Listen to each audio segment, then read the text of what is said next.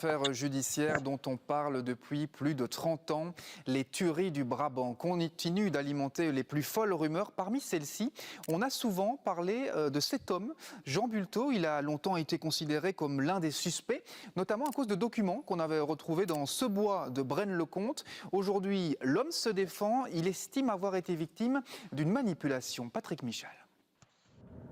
Depuis les attaques des Deleuze en 85, Jean Bulteau n'a jamais voulu se rendre au bois de la Houssière. Il a finalement accepté de nous accompagner. Je ne suis jamais venu. Je suis venu avec vous, disons que c'est peut-être un peu par curiosité. En plus, bon, vous m'accompagnez. En plus... Ça vous sécurise oui, quelque part. Vous pourrez témoigner que vous y êtes venu avec des gens. Voilà. Après l'attaque du Deleuze d'Alost en novembre 85, les tueurs ont incendié leur voiture dans le bois de la Houssière. Alost, c'est la dernière attaque attribuée aux tueurs, la plus mortelle. 8 clients ont été abattus froidement. Les ennuis de Jean Bulteau ont commencé dans un chemin de ce bois. Quelques heures avant l'attaque d'Alost, un promeneur a découvert des petits papiers à moitié brûlés, des revues de tir et d'autres documents personnels attribués par les enquêteurs à Jean Bulteau. Comment ils sont arrivés jusqu'ici? Non, j'avais absolument aucune idée. Je sais, la seule chose que je sais parfaitement bien, c'est que c'est pas moi qui les ai amenés. Il y a quelques mois, grâce à ce livre publié par un ancien inspecteur de la Sûreté de l'État, Jean Bulteau a appris qu'un gardien de la prison de Saint-Gilles où il travaillait a dérobé des documents dans son bureau. Si ces papiers ont été volés chez moi par un membre, par un indicateur de la Sûreté de l'État, la Sûreté de l'État les a réceptionnés et c'est dans le livre, en toutes lettres.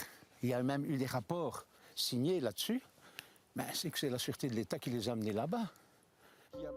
Les petits papiers retrouvés au bois de la Houssière correspondent-ils à ceux qui ont été volés chez lui?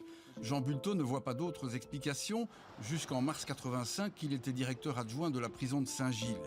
Amateur d'armes, Jean Bulteau gérait aussi un club de tir fréquenté par des sympathisants d'extrême droite. Il présentait, dit-il, le profil idéal pour qui voulait manipuler l'enquête.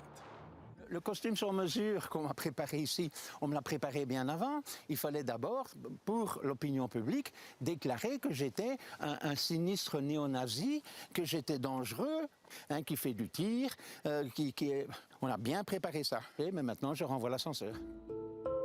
Après les tueries de 85, Jean Bulteau s'est réfugié au Paraguay.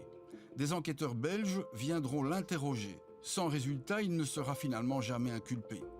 Aujourd'hui, Jean Bulteau se tourne vers la juge d'instruction Martine Michel et ses enquêteurs, car depuis 2013, ils savent tout sur l'origine de ces ennuis. Ce que je vous raconte maintenant, eh bien, la cellule du Brabant Wallon, le juge d'instruction, tout ça, tout le monde, tout ce monde-là le sait depuis 2013 et blackout, total. Il n'y a personne qui m'a dit, mais vous savez, il y a quelqu'un qui a dit ça sur vous, que pour toutes les merdes qu'on vous a fait. Il n'y a personne qui me l'a dit. S'il n'y avait pas eu ce livre, eh ben, je mourrais dans la totale ignorance de ce qui se passe. C'est scandaleux, c'est scandaleux. Jean Bulteau réclame la vérité, pour lui, mais aussi pour tous ceux qui sont concernés par le dossier. Il a mandaté son avocat pour réclamer réparation auprès de la justice belge.